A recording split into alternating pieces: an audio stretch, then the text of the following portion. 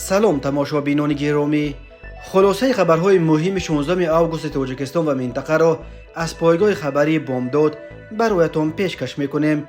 شروع میکنیم از یک نگاه کوتاه به سرخط خبر مهم روز در این برنامه. رهبر دستگاه رئیس نویه رشت با پرداخت جریمه کمتر از رشوه گرفته‌اش خلاص خورد. دعوت دیگر باره به آزادی خورشید وازلوف و دیگر ژورنالیستان تاجیک زندانی. 6 تاجیک در قزاقستان یک تاجیک دیگر را گروگان گرفته $20,000 طلب کردند. اساس شرعی ندارد. طالبان فعالیت حزب‌های سیاسی را منع کردند. عملیات نجات کوهنورد لیتوانی در کوههای فان و اکنون تفصیلات خبرها.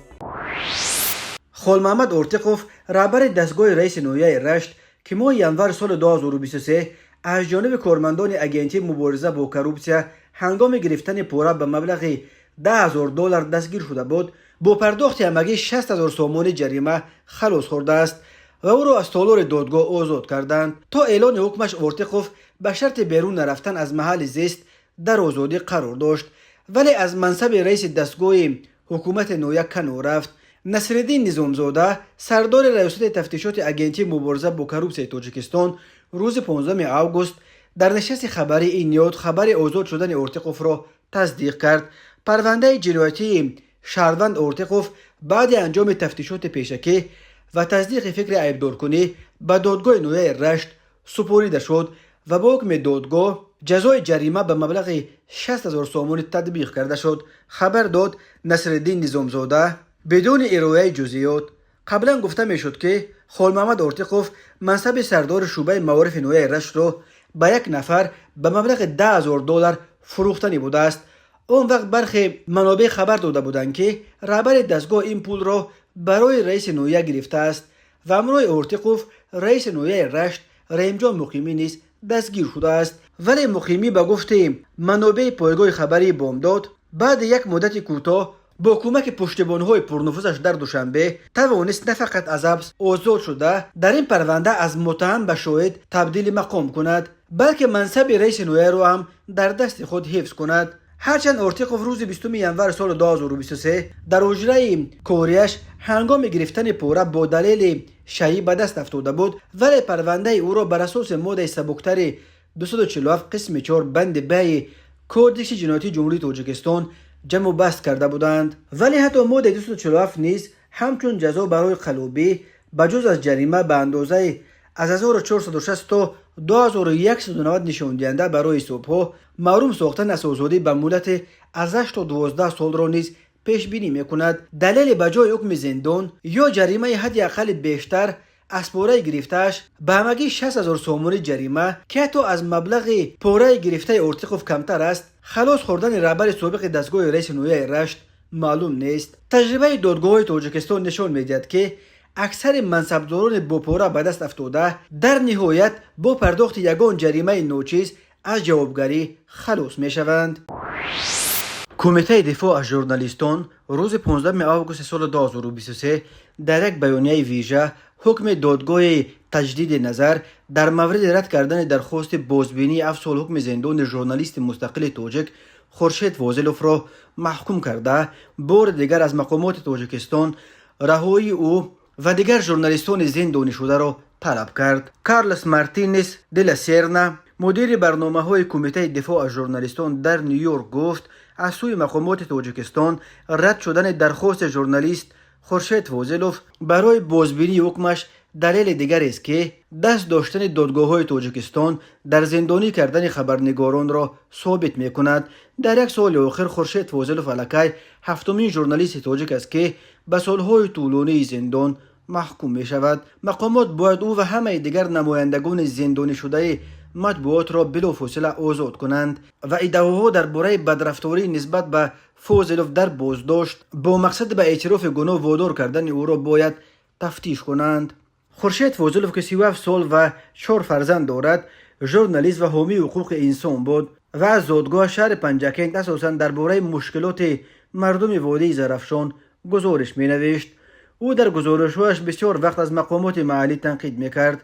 او 6 مارس سال 2023 از جانب کارمندان امنیت ملی در شهر پنجکند دستگیر شده. ابتدا با جرم گوی و اطاعت نکردن به امر کارمندان امنیت به 5 شبانه روز حبس مأموری محکوم و سپس به همکاری با سازمان‌های ممنوع عیبدار کرده شد. دادگاه پنجکین 26 مای سال 2023 در یک جلسه سیار که در داخل بازداشتگاه شهر خوجند پشت درهای بسته گذشت، خورشید فاضلوف را به 7 سال زندان محکوم کرد، ولی یگان شرحی درباره این حکم نداد. دادگاه ولایت سوخت روز 12 ایول درخواست خورشید فاضلوف برای بازبینی حکمش را رد کرد. این خبر تنها 14 آگوست در نشست خبری دادگاهی اولی تاجیکستان اعلان شد. نزدیکان خورشید فاضلوف بعدا خبر دادند که او را به همکاری با سامانه اخبار گناهکار دانستند. به گفته نزدیکانش، خورشید فاضلوف بعد منع فعالیت اخبار در سال 2020 دیگر همکاری را با این رسانه قطع کرده بود. نزدیکانش همچنین از آن شکایت کردند که او را با مقصد به اعتراف گناه مجبور کردن شکنجه دادند. در یک سال آخر خورشید فاضلوف الکی پنجمین ژورنالیست تاجیک است که با اتهام‌های شبه‌آور همکاری با سازمان‌های ممنوع به پس پنجره کشیده می شود. در تابستان سال 2022 با عین اتهام ژورنالیستان مستقل تاجیک دلیر امامعلی، عبدالله غربتی، زفقیبک سیدامینی و عبدالستار پیر محمدزاده دستگیر شدند. همچنین در یک سال آخر چندین ژورنالیست و بلاگر زاده ولایت مختار کوهستان بدخشان از جمله الفت خانم محمد چویوه و خوشروز جمعیف متخلص به خوشام گلم زندانی شدند. تاجیکستان امسال در رده‌بندی جهانی آزادی مطبوعات از جانب سازمان خبرنگاران بدون مرز از جمله به دلیل حبس ژورنالیستان و بلاگرها باز یک زینه پایان رفته در بین 180 کشور در زینه 151 قرار گرفت. سامانه پلیس قزاقستان روز 16 آگوست سال 2023 خبر داد که در شهر الماتا، بزرگترین شهر این کشور، یک گروه شهروندان تاجیکستان یک هموطن خود را به نام ام گروگان گرفته در یک منزل محکم کردند و در عوض رهاییش از نزدیکان آن مرد $20,000 طلب کردند. جنت نورعلیف، سردار اوباب رئیست مبارزه با جنایت‌های متشکلانه پلیس شهر الماتا، در شرح این حادثه گفت یک شهروند تاجیکستان به پلیس خبر داد که هموطن او سال تولدش 1991 13 آگوست به یک ملاقات رفته با امین بی‌درک شده است. در رابطه با این حادثه گروه فوری و تفتیشاتی سازمان داده شده بر اساس ماده 125 کودکس جنایتی قزاقستان با اتهام آدم ربایی پرونده جنایتی گشودند. تفتیشات در نوبت اول معاین کرد که شهروند تاجیکستان را بودند. در پی این ما مکان نگهداری او را معاین کردیم.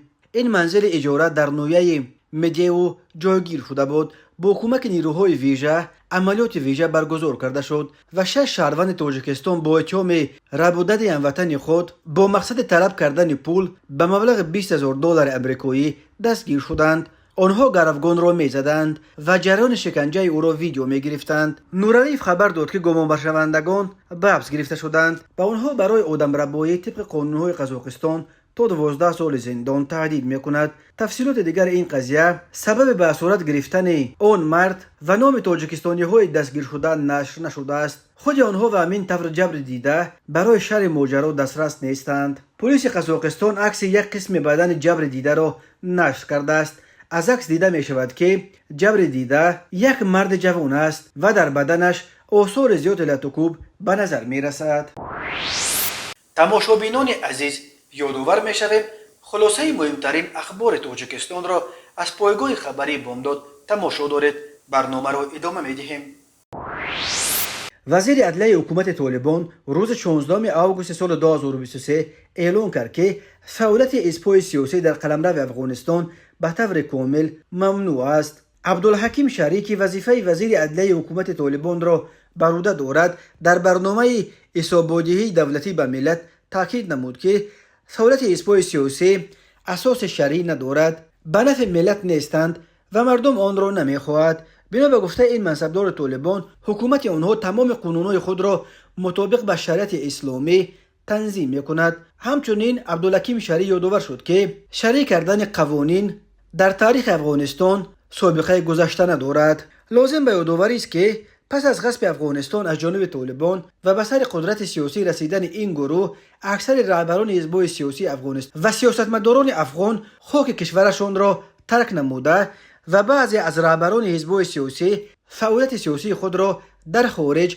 برا مانده به ضد طالبان مبارزه میبرند.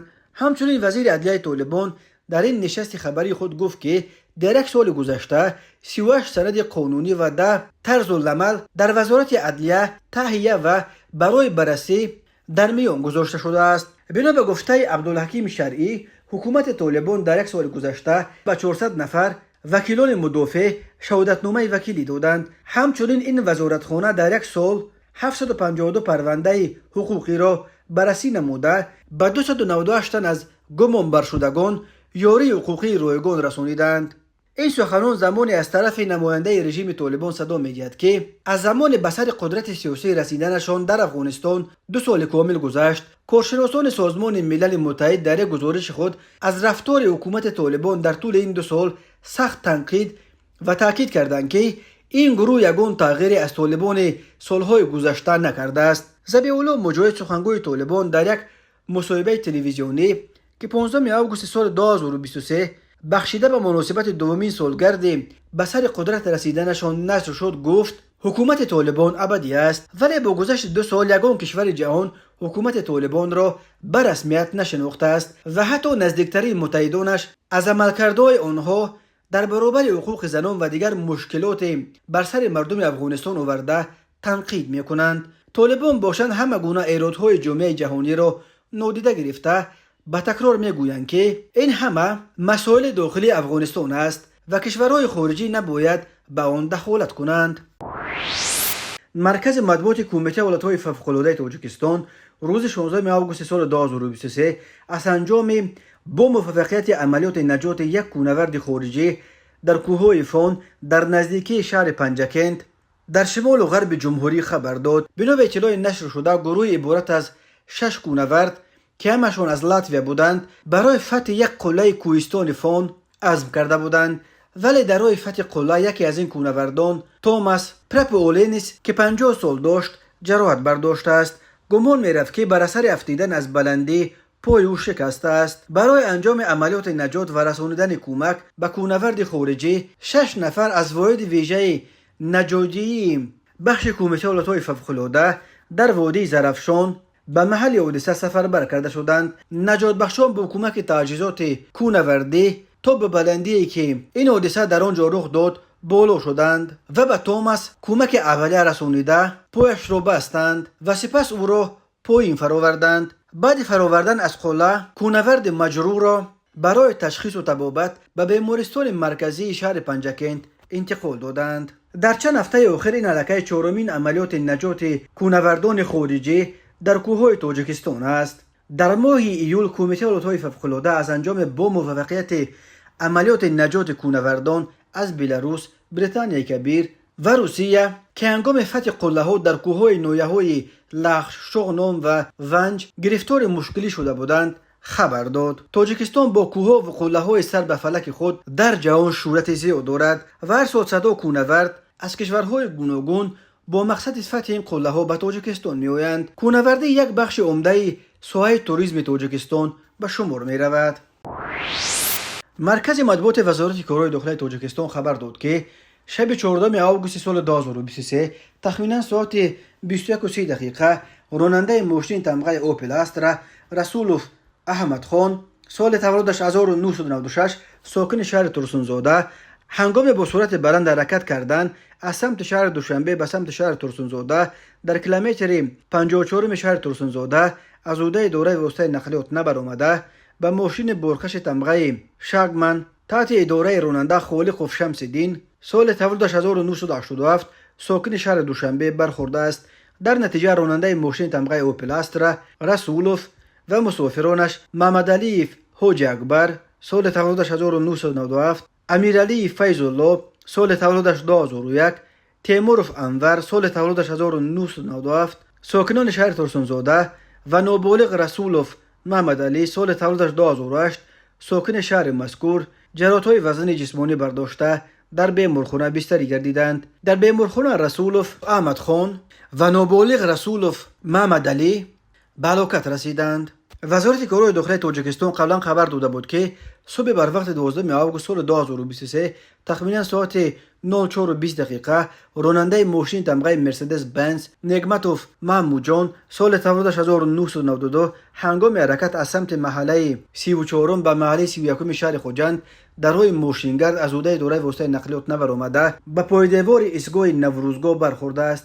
در نتیجه مسافر ماشین مذکور علیمو و محبت سال تولدش 1974 جراحت‌های وزن جسمانی برداشته در جای حادثه به هلاکت رسیده است. 12 آگوست سال 2023 تخمین ساعت 19:00 راننده ماشین تمغه اوپل استرا عبدالله فسن سال تولدش 1963 ساکن نوی فیض‌آباد هنگام حرکت در شورای وحدت رشت لخش به سمت مقابل حرکت رو برآمده از عهده اداره واسطه نقلیات نبرآمده به ماشین تمغه مرسدس بنز تحت اداره ناظموف رستم جان سال تولدش 1989 ساکن نویه رشت برخورده است. در نتیجه راننده ماشین تمغه اوپل استرا عبدالله و مسافران خرسال عبدالله و رخشانه سال تولدش 2017 عبدالله و ماه توبان سال تولدش 2020 و عبدالله و مولوده سال تولدش 2023 ساکنان نویه روغون جراحت‌های گوناگون جسمانی برداشته در بیمارخانه بستری گردیدند. سپس خرسال عبدالله و مولوده رستمونا در بیمارخانه به هلاکت رسیده است. تحقیق این حادثه ادامه دارد. هر سال بر اثر صدمه‌ها در راه‌های تاجیکستان تا 400 نفر به هلاکت رسیده بیش از 1200 تن دیگر معیوب می‌شوند. مرکز مطبوعات وزارت کارهای داخلی تاجیکستان از آشکار شدن باز یک حادثه آدمکشی یا دقیق‌ترش قصداً رسانیدن ضرر وزین به سلامتی که از بی‌احتیاطی باعث مرگ جبری دیده شده است خبر داد.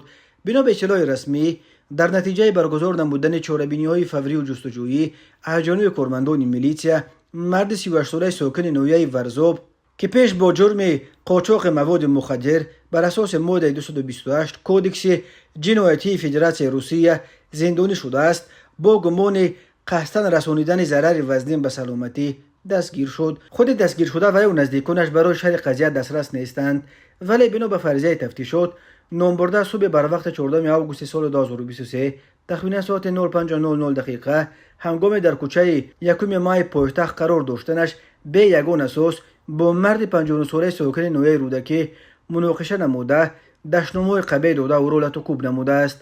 در نتیجه جبر دیده ضرر وزنین به سلامتی برداشته در بیمارخانه بستری گردیده بعداً به هلاکت رسیده است. تفصیلات دیگر ماجرا و سبب مناقشه ساکن ورزاب با ساکن سالمند نویه رودکی گفته نشده است. وزارت کارهای داخلی تنها گفت که اوی بین حادثه تفتیشات ادامه دارد. بر اساس ماده 112 قسم 3 بند و به ساکن ورزاب برای قصداً رسانیدن ضرر وزین به سلامتی که از بی‌احتیاطی باعث فوت جبر دیده گردیده است همچون جزا از 12 تا 15 سال زندان تهدید می‌کند. به شعبه وزارت کارهای داخلی در شهر ایسار با عریضه مرد 45 ساله ساکن شهر مذکور مراجعت نموده است که 14 آگوست سال 2023 تخمینا ساعت 23:30 در کوچه باباجان غفوروف همین شهر شخص نامعلوم او را مورد لطکوب قرار داده با طریق زوروری از جیبش یک عدد تلفن موبیلی تمغه سامسونگ A21 و 440 سامانی را تصرف نموده از جای حادثه غیب زده است. ضرر رسانده شده 3000 سامانی را تشکیل می‌دهد. در نتیجه گذراندن چاره‌بینی‌های اپراتیوی جستجویی از جانب کارمندان میلیسیا مرد 32 ساله ساکن شهر ایسار با گمان صادر نمودن جنایت غارتگری دستگیر کرده شد. از روی حادثه مذکور تفتیشات ادامه دارد. به شعبه وزارت کارهای داخلی دو در نویه سینا عریضه مرد 48 ساله ساکن نویه مذکور وارد گردیده است که ماه مارس سال 2023 مرد 36 ساله ساکن شهر خوجند با روی فریب به باورش در آمده از او $15,000 امریکایی گرفته وعده داده است که توسط شرکت بارکشانی مالهای تجارتی او را دسترس می نماید اما مبلغش را گرفته به منفعت شخصیش صرف نموده است. اینچنین گمان شونده با همین راه ماه اکتبر سال 2021 در کوچه قزاقان پایتخت به باوری مرد 50 ساله ساکن شهر دوشنبه در آمده از او برای رشد اقتصادی $23,000 امریکایی گرفته تا مبلغش را برنگردانیده است. اوی بین حادثه ها تفتیشات ادامه دارد. تماشابینان عزیز و گرامی، این بود مرور به خلاصه چند خبر مهم امروز تاجیکستان، خبر و گزارش های بیشتر از تاجیکستان و درباره تاجیکستان و اطراف آن را در سامانه پایگاه خبری بامداد در این نشانه پیگیری نمایید: www.bamdad.com. خوش باشید.